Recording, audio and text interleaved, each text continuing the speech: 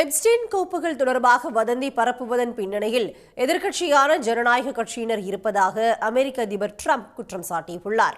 புளோரிடாவை சேர்ந்த Jeffrey Epstein என்னும் தொழிலதிபர் பாம் பீச் தீவில் உள்ள தனது பண்ணை வீட்டில் சிறுமிகளை அடைத்து வைத்து பாலியல் தொழிலில் ஈடுபடுத்திய குற்றச்சாட்டில் கைது செய்யப்பட்டார்.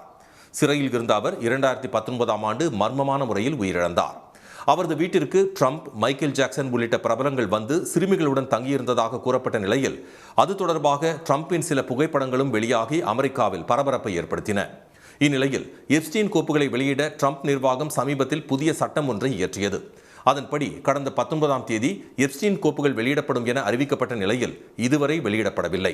மொத்தம் 36 லட்சம் பக்கங்கள் இருப்பதாகவும் பாதிக்கப்பட்டவர்களின் தகவல்கள் கசிந்து விடாமல் இருக்க சட்டத்துறையினர் இரவு பகலாக பணியாற்றி வருவதாகவும் விரைவில் கோப்புகள் வெளியாகும் என்றும் அமெரிக்க நீதித்துறை தெரிவித்துள்ளது.